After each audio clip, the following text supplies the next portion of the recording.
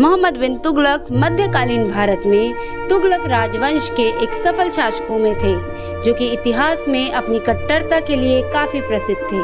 मोहम्मद बिन तुगलक एक बेहद विद्वान और कुशल शासक था, जिन्हें दर्शन शास्त्र, गणित, चिकित्सा, खगोल विज्ञान, भौतिक विज्ञान का अच्छा ज्ञान था। इसके साथ ही मोहम्मद बिन तुगलक को संस्कृत, फारसी, अरबी और तुर्की समेत कई भाषाओं की अच्छी जानकारी थी।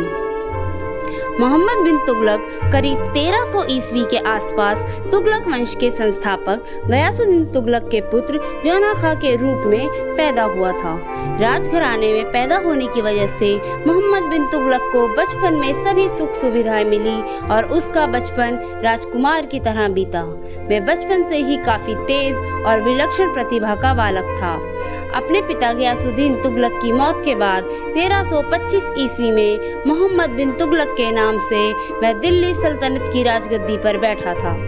कई विषयों की जानकारी रखने एवं कई गलत फैसले लेने की वजह से वे इतिहास का सबसे अधिक बुद्धिमान और मूर्ख शासक के तौर पे भी जाना जाता था।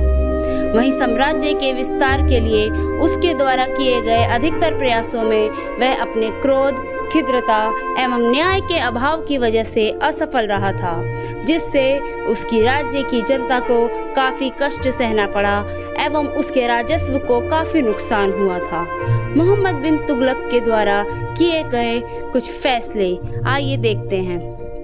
मोहम्मद बिन तुगलक ने राजधानी का स्थानांतरण करवाया।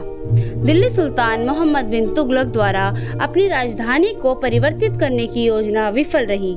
दरअसल मोहम्मद बिन तुगलक दक्षिण भारत पर अपना नियंत्रण स्थापित करना चाहता था।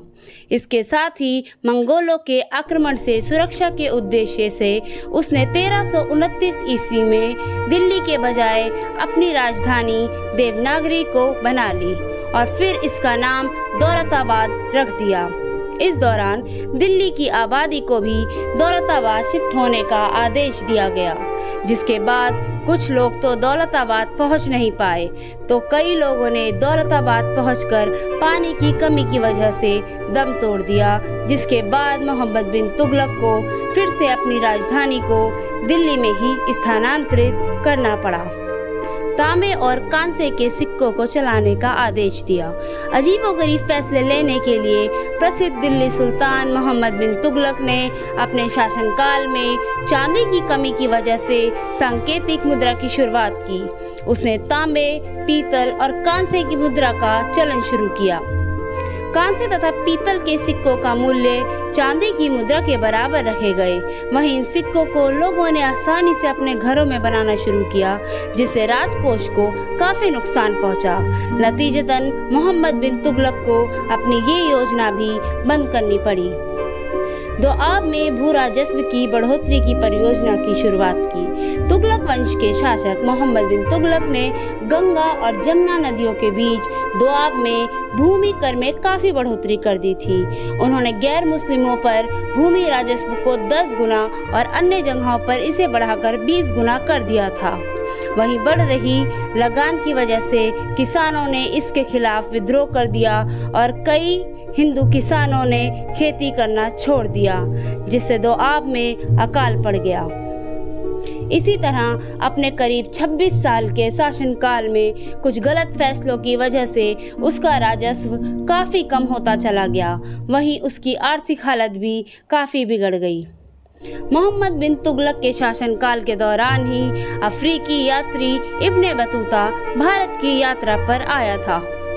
मोहम्मद बिन तुगलक के शासनकाल के दौरान ही दक्षिण में 1336 ईस्वी में हरिहर और बुक्का नाम के 2 भाइयों ने विजयनगर राज्य की स्थापना की। इतिहास का सबसे विद्वान शासक यह माना जाता है।